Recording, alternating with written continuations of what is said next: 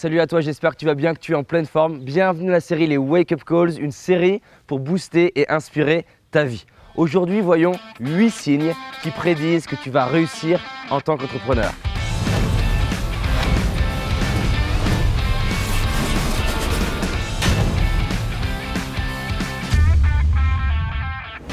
C'est une question qui m'obsède, de comprendre pourquoi certains réussissent et d'autres échouent. Pourquoi certains entrepreneurs se mettent à avoir une réussite nationale ou internationale, une croissance à 110, 130, 200, certains 300%. Pourquoi certains entrepreneurs sont capables d'arriver dans un marché où c'est saturé, où ça paraît difficile d'y entrer et arrivent à prendre leur place et faire leur place. Pourquoi certains entrepreneurs, alors que c'est la crise, que c'est difficile, que tout le monde leur dit c'est mort, réussissent à créer une entreprise qui même dépasse des siècles? C'est une question qui me fascine et voyons aujourd'hui 8 signes qui permettent de les repérer et qui vont te permettre de dire est-ce que tu as ce qu'il faut pour réussir. Le premier signe qui prédit que tu vas réussir, c'est que tu aimes terminer les projets et aller jusqu'au bout. Quand tu regardes la majorité des gens ont aucune idée des projets qu'ils veulent atteindre, n'ont pas de créativité et passent aucun temps et investissent aucune énergie à se demander quel projet j'ai envie de réaliser cette année. Une plus faible partie des personnes passent du temps à se demander qu'est-ce que j'aimerais et ont des idées. Mais une infime partie des personnes passent des idées à concrétiser des résultats. Sous-entendu, il y a des gens qui n'ont aucune idée, il y a des gens qui ont des idées, il y a des gens qui démarrent et très peu terminent. Quand j'ai démarré mon entreprise, j'avais plein d'idées et je démarrais plein de choses et j'arrivais pas à terminer mes projets. Plein de séries de vidéos non terminées, plein de vidéos non terminées, plein d'idées, plein de moments à réinventer le monde et rien de concret était réellement fait. Donc, si tu veux réussir, c'est indispensable de développer le muscle, de prendre toutes les idées que tu as et sélectionner les meilleures pour te dire je me concentre dessus et je termine. Et il vaut mieux avoir un plus petit projet à court terme, mais terminé, que d'avoir plein de projets. Pourquoi? Parce que déjà, tu marques beaucoup plus l'esprit des gens quand tu as réalisé quelque chose. Si par exemple, tu es dans la vidéo et que tu as réalisé une vidéo, tu as réalisé un teaser, tu as réalisé un premier épisode, tu vas beaucoup plus marquer les gens que si tu dis « j'ai une idée de film ». Combien de gens ont des idées de film? Plein. Combien ont terminé au moins un premier épisode, un teaser, une partie? Déjà, beaucoup moins, même pas 10%. Donc tu sors du lot quand tu fais ça. 2, ton estime de toi, elle augmente littéralement quand tu termines. Et 3, tu apprends tellement de choses dans la réalité par rapport à juste avoir des conversations. Donc, tu termines les projets. Le deuxième signe qui prédit que tu vas réussir, c'est que tu es obsessionnel et ce qui t'amène à être extrêmement créatif et déterminé jusqu'à obtenir ce que tu veux. Le CEO de Zappos est fan de MacGyver et quand on lui demande pourquoi vous êtes fan de MacGyver, il répond parce que MacGyver est capable, avec les ressources qu'il a, de trouver un moyen de résoudre son problème. Et toute la clé du CEO de Zappos, c'est ça. Avec les ressources que j'ai, je vais résoudre mon problème. Combien de fois on discute avec des gens et tu leur demandes « mais pourquoi tu ne réalises pas ce projet? Pourquoi tu ne fais pas ça ?» Ils te disent « parce que je n'ai pas l'argent, parce que je n'ai pas le réseau ». Sous-entendu, ils justifient de ne pas arriver à réaliser telle ou telle chose parce qu'ils ont un manque de ressources. La personne qui est obsessionnelle, la personne où tu peux prédire qu'elle va réussir, bien sûr, si elle avait plus de ressources, plus d'argent, plus de temps, plus de réseau, plus de compétences, plus de quelque chose, elle y arriverait mieux, mais elle ne te dit pas ça. Elle te dit, avec les ressources que j'ai déjà, on va trouver le moyen de réussir. Avec les personnes que je connais déjà, on va trouver le moyen de réussir. Le troisième signe qui montre que tu vas réussir en tant qu'entrepreneur, et pas d'ailleurs en tant qu'entrepreneur, dans n'importe quel domaine, c'est à quel point tu es à l'aise avec le chaos. Le chaos, c'est quoi? Le chaos, dans le sens mathématique, c'est le désordre. C'est-à-dire, il y a l'ordre et il y a le désordre. Quand par exemple, ça fait 10 ans que tu vas au travail et que tu prends le même trajet, c'est ordonné dans ton esprit, tu as besoin de très peu de réflexion consciente, c'est organisé au niveau de ton subconscient et tu peux même, pourquoi pas, faire le trajet sans avoir même réalisé que tu l'as fait. Je suis sûr que ça t'est déjà arrivé, tu réalises, il s'est passé 10 minutes, tu n'as même pas vu que tu as conduit, parce que ton corps connaît la route. Et ton cerveau limbique déteste ce qu'il ne connaît pas, déteste ce qui est le nouveau. Et les personnes qui réussissent dans n'importe quel domaine, mais particulièrement les entrepreneurs, sont beaucoup plus à l'aise que la majorité des personnes face au désordre, face à l'incertitude, face à la nouveauté, face à un changement de conjoncture, face à un changement de règles du jeu, face à un changement de loi fiscale, loi juridique, face à un outil marketing qui disparaît. Ça ne veut pas dire qu'ils aiment forcément ça. Ça veut dire que la majorité des gens, quand on change les règles du jeu du jour au lendemain, quand la conjoncture change, si l'employé clé, je sais pas, un directeur commercial qui est là depuis 10 ans, il décide d'arrêter, ou il est malade, ou peu importe, la majorité, ça les arrête et ils disent « Ah, c'est dur » et les circonstances extérieures ont déterminé mon échec.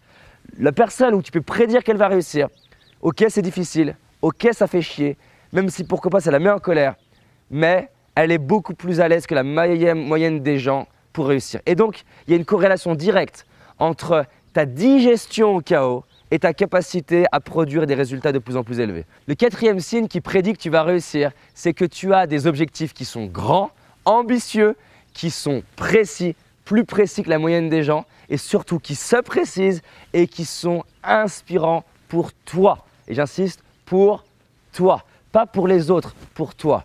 C'est-à-dire que tu as des objectifs qui sont grands, qui sont plus clairs que la moyenne des gens, qui se précisent au fur et à mesure des mois et qui sont inspirants pour toi.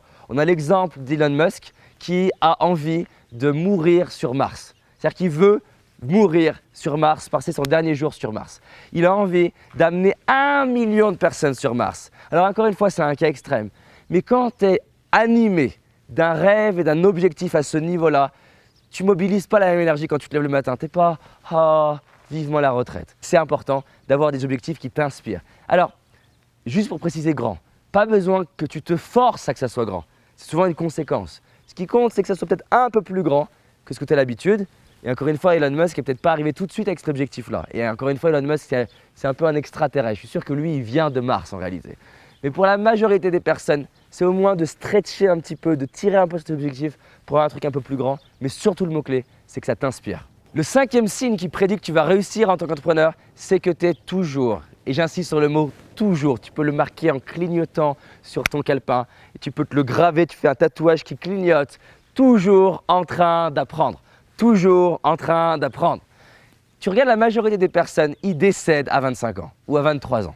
La majorité des personnes décèdent intellectuellement à 23 ans. C'est-à-dire que l'école, en tout cas en France, est obligatoire jusqu'à 16 ans, je crois. Donc, on est forcé à apprendre jusqu'à 16 ans. Socialement, aujourd'hui, ça devient la norme d'aller jusqu'au bac plus 3. Donc, tu as 18, 21 ans. Et on va dire, allez, 23 ans si tu fais du bac plus 5, si tu n'as pas redoublé.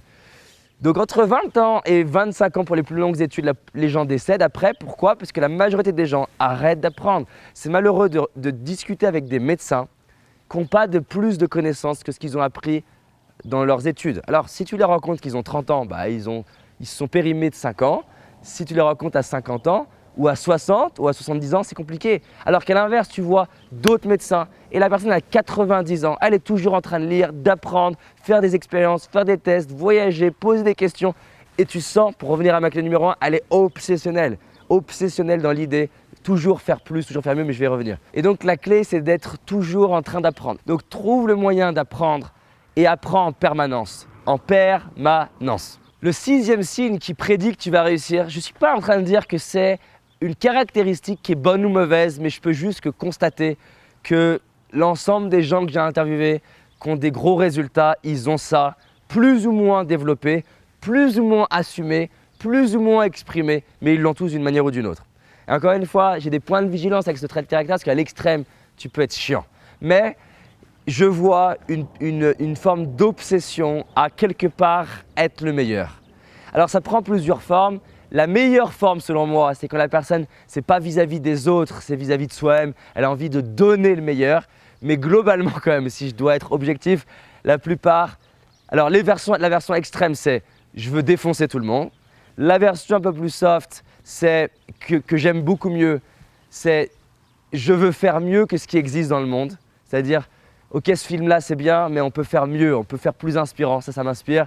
Ou ah, c'est super ces voitures-là, Elon Musk par exemple, c'est super ces voitures-là, mais ça consomme trop, c'est moche, on peut faire mieux. Richard Branson, on peut créer des avions, on doit trouver un moyen de créer des avions, des stylés, cool, sexy, qui consomment moins. Voilà, donc ça part d'un désir quand même de faire quelque chose de mieux, mais avec un peu moins le côté j'écrase. Donc c'est pour ça que je trouve ça plus inspirant. Mais en tout cas, peu importe la manière, c'est quand même un désir de faire mieux que ce qui existe. Et une forme de, j'allais dire haine, mais c'est trop fort, une forme de colère contre le statu quo, contre ce qui existe déjà. Le 7e signe qui garantit que tu vas réussir et que je peux vraiment voir chez les personnes que j'ai interviewées, rencontrées, étudiées, c'est ils ont une récupération rapide. Ça veut dire quoi? Ça veut dire que face à un événement difficile, ils ont une récupération rapide. Et j'insiste sur le terme parce qu'ils récupèrent des fois tellement rapidement que si tu les côtoies pas assez proches,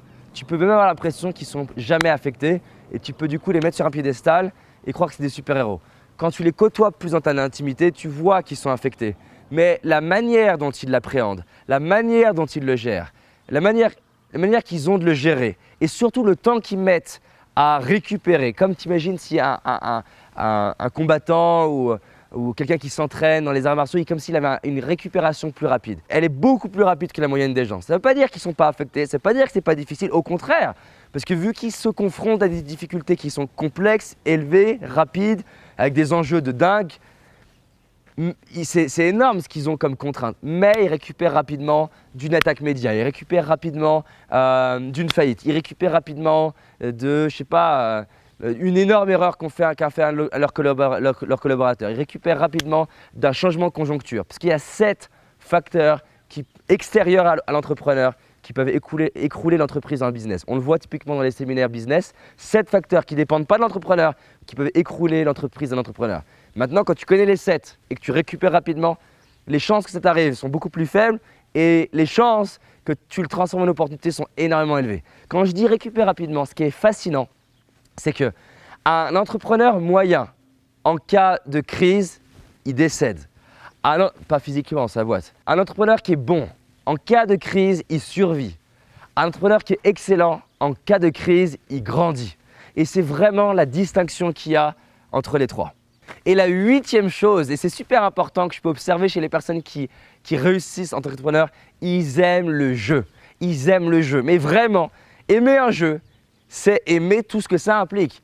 Tu n'as pas de joueurs de poker qui disent « Ah, moi j'aime le jeu, mais en fait, j'aime jouer au jeu autrement. » Non, si tu aimes le jeu, tu aimes les règles, tu aimes ce qui va avec, tu aimes le plaisir, tu aimes les contraintes, tu aimes la perte, tu aimes le gain, tu aimes tout ce que ça implique. Et donc ça veut dire quoi? Tu aimes la comptabilité, tu aimes les chiffres, tu aimes le management, tu aimes le recrutement, tu aimes la croissance, tu aimes les contraintes, tu aimes perdre de l'argent. Quand je dis t'aimes, je dirais pas que tu es fan, mais on va dire que tu aimes suffisamment pour continuer la partie.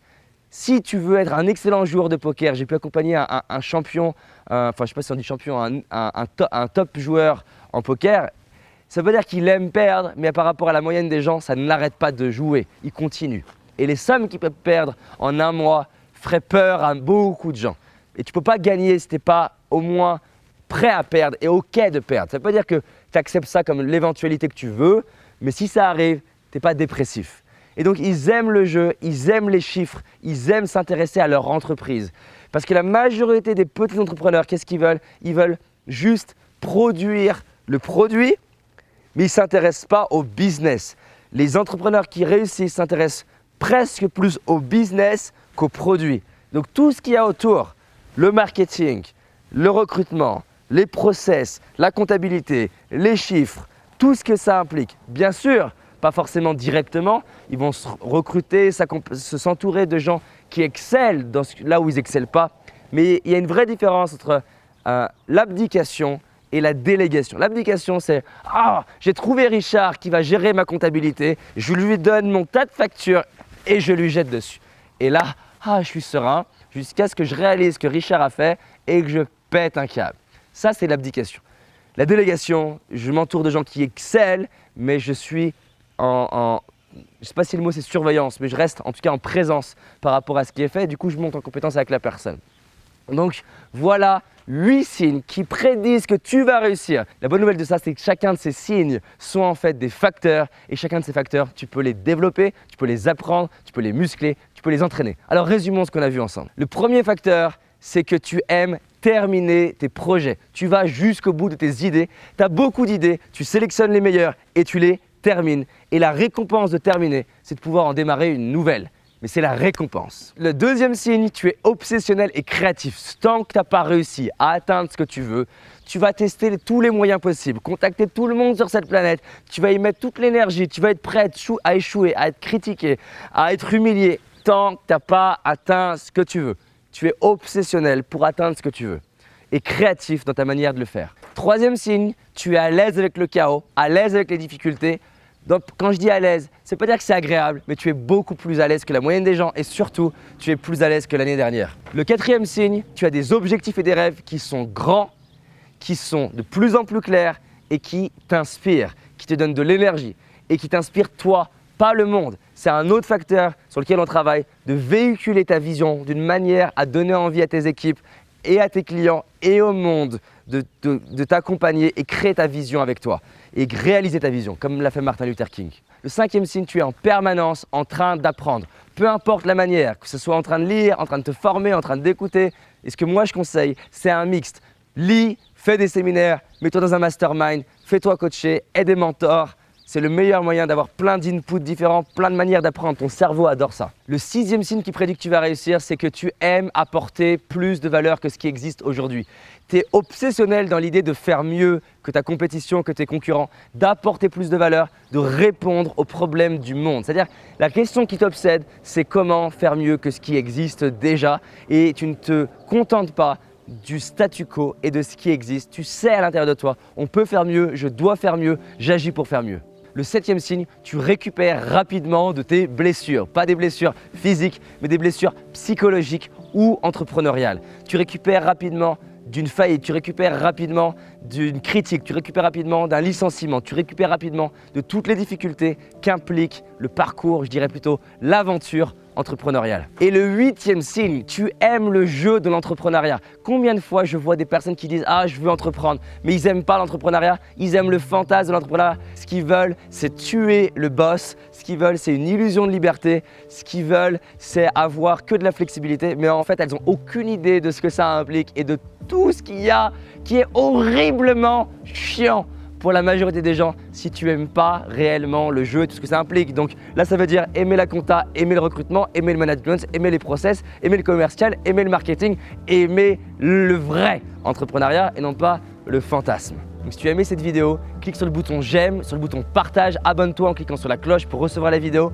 et va dans la playlist business pour recevoir les vidéos business. Et surtout, mets-moi en commentaire ce qui selon toi pourrait être le 9e signe pour prédire que quelqu'un va réussir en tant qu'entrepreneur. Le 9e signe là-dessous en commentaire. Maintenant, je rappelle que cette vidéo s'applique à tout le monde, t'enlèves juste le mot entrepreneur ou alors plutôt, on est tous entrepreneurs de notre vie. On avance ensemble, merci à toi. Si tu as envie d'aller plus loin, j'ai réalisé une vidéo qui s'appelle les 5 erreurs que la majorité d'entre nous font et qui va nous causer l'échec de nos projets, nos rêves et notre réussite. Une seule de ces 5 erreurs va t'empêcher littéralement de réussir et d'être pleinement heureux. Clique sur le lien dans la description, va voir la vidéo, c'est un indispensable. Je te dis à très vite, on avance ensemble. Cette année, c'est notre année. C'est parti.